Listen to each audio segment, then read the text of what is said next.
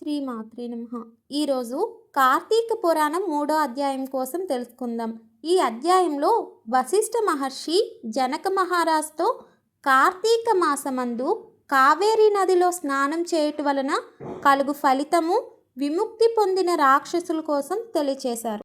జనక మహారాజా, కార్తీక మాసంలో స్నానము, దాపము, జపము మొదలగు పుణ్యకార్యముల్లో ఏదైనాను ఎంత స్వల్పంగా చేసినను అనంత ఫలితం మొసగను. కార్తీక వ్రతం ఆచరించని నరులు 100 సార్లు కుక్క జన్మ పొందుదురు. కార్తీక పౌర్ణమి నాడు స్నాన, దాన, ఉపవాసాలు చేయని నరులు 1,000,000 సార్లు చండాల జన్మను పొందుదురు. అట్లు చండాలురై పుట్టి తుదకు బ్రహ్మ రాక్షసులగుదురు. దీనికి సంబంధించిన ఒక కథ చెప్పెదను వినుము. విముక్తి పొందిన రాక్షసులు కథ. పూర్వము ఆంధ్రదేశమున తత్వనిష్ఠుడను నొక బ్రాహ్మణుడుండును. అతడు సకల శాస్త్రములు చదివినాడు. సత్యసంధుడు, జితేంద్రియుడు. అతడు ఒకప్పుడు తీర్థయాత్రకు పోవచ్చు గోదావరి తీరమున గల ఒక గొప్ప మర్రి చెట్టుపైనున్న 3 బ్రహ్మ రాక్షసులను చూచెను. వారు మిక్కిలి భయంకరమైన ఆకారములు కలిగి చూచుటకు చాలా భయమును కలిగించుచుండిరి. వారికి భయపడి ఆ ప్రాంతమునకు మానవులు మాత్రమే గాక మృగములు, పక్షులు మొదలైన జీవులేవి పోకుండెను. అట్టి భయంకరకారులగు రాక్షసులను చూసి తత్వనిష్ఠుడగు నా బ్రాహ్మణుని హృదయం చెలించును. ప్రాణభీతి కలిగి దుఃఖించుచు శ్రీ విష్ణు పాదార విందమును స్మరించుచు, దేవదేవ రక్షించు, జగన్నాథ సమస్త భయములు పారద్రోలుము, దేవేశ నన్ను కాపాడుము అని మొరపెట్టుచు వారికి భయపడి పారిపోసాగను. అప్పుడు ఆ బ్రహ్మ రాక్షసులు ఆ బ్రాహ్మణుని వెంటపడి పరిగెత్తి సాగిరి. అట్లు కొంత దూరం పోయిన బ్రహ్మ రాక్షసులకు బ్రాహ్మణుడు దగ్గర పడెను. అప్పుడు ఆ బ్రహ్మ రాక్షసులు బ్రాహ్మణుని సమీపించి అతని ముఖం చూచిన తక్షణమే వారికి పూర్వజన్మ స్మృతి కలిగెను. అంత నా బ్రహ్మ రాక్షసులు బ్రాహ్మణునకు నమస్కారములు చేసి, బ్రాహ్మణోత్తమ, మహాత్ముడు వగు నిన్ను దర్శించినంతనే మేము పాపరహితులమైతిమి. నీ రాక వలన మాకు ఉపకారం జరిగినది అని కొనియాడనారంభించిరి. బ్రాహ్మణుడు వారి మాటలు విని భయం విడిచి, వికృత రూపాలగు మీరెవ్వరు? లోక నిందితమగు ఏ చెడు కార్యం చేయటం వలన మీకు ఈ దుస్థితి కలిగెను?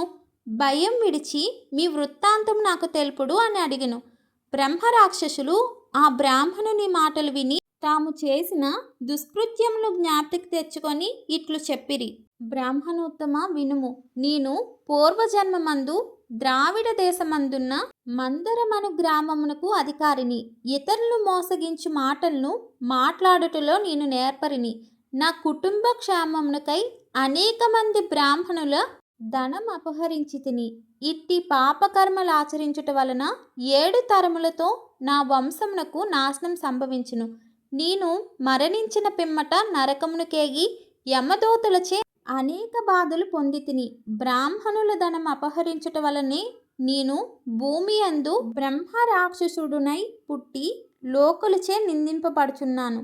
కనుక భూసారోత్తమ, ఆ దోషమును పోగొట్టు మార్గం తెలిపి నన్ను రక్షింపుము అని కోరెను. 2వ బ్రహ్మరాక్షసుడు చెప్పిన కథ. బ్రాహ్మణోత్తమ, నేను ఆంధ్ర దేశస్థుడును. నేను ప్రతిదినము తల్లిదండ్రులతో కలహపడి వారిని దూషించుచుండేడి వాడును. అంతేగాక నా తల్లిదండ్రులకు చద్దన్నం పెట్టి నేనును నా భార్య బిడ్డలను సదృశోపేతమైన అన్నమును తినుచూ ఉండేవారం. బంధువులకు గాని బ్రాహ్మణులకు గాని ఒక్కనాడైనను అన్నము పెట్టి ఉండలేదు. విశేష ధనం అర్జించి తిని కానీ దాన ధర్మమును చేయనైతిని. ఇట్టి పాపకృత్యములు ఆచరించుట వలన మరణించిన పిమ్మట ఈడ్చుకొని పోబడితిని. అచ్చట 8 యుగముల వరకు యమబాధ అనుభవించి తరువాత భూలోకమున బ్రహ్మరాక్షసుడునై పుట్టి అనేకులను హింసించి మరింత పాపం మూటగొట్టుకుంటుని. నాకీ పాపం పోవు మార్గం రక్షించుండు అని కోరెను. 3వ బ్రహ్మరాక్షసుడు చెప్పిన కథ. భూసారోత్తమ, నేను ఆంధ్రదేశీయుడును, బ్రాహ్మణుడును. విష్ణువాలయంలో పూజారిగా నుంటిని. క్రమముగా స్నాన సంధ్యావందనాదులు విడిచితిని. స్వామి పూజ మానితిని. పరనింద చేయుచుంటిని. దయాశూన్యుడునై కఠిన వాక్కులు పలుకుచుంటిని. వేశ్యలోలుడునై స్వామికి భక్తులిచ్చిన వస్తువులను ధనమును దేవతీ నివేదితాన్నమును వేశ్యకిచ్చుచు ఆనందించుచుంటిని. అట్టి పాపకృత్యములు చేసి మరణించిన పిమ్మట నరకమందు పడి అనేక బాధలు అనుభవించి తిని. అందుచే బ్రహ్మరాక్షసుడునై పుట్టి అనేక పాపకృత్యములు ఆచరించుచు ఈ మర్రి చెట్టుపై నుంటిని కనుక నా యందు దయ ఉంచి పద్ధతి పొందు ఉపాయం తెలుపుము అని కోరెను. తత్వనిష్ఠుడు వారి పూర్వ వృత్తాంతమును విని జాలిపడి, భయపడకండి, మీ దుఃఖం తొలగించదను. నేను కార్తీక స్నానం ఆచరించుటకై పోచున్నాను, నాతో మీరు కూడా రండి అని వారిని తన వెంట తీసుకొని పోయి కావేరీ నదిలో ఆ బ్రహ్మ రాక్షసుల కొరకు సంకల్పం చేసి తాను మొదట స్నానం చేసి తరువాత వారి చేత కూడా స్నానములు చేయించును.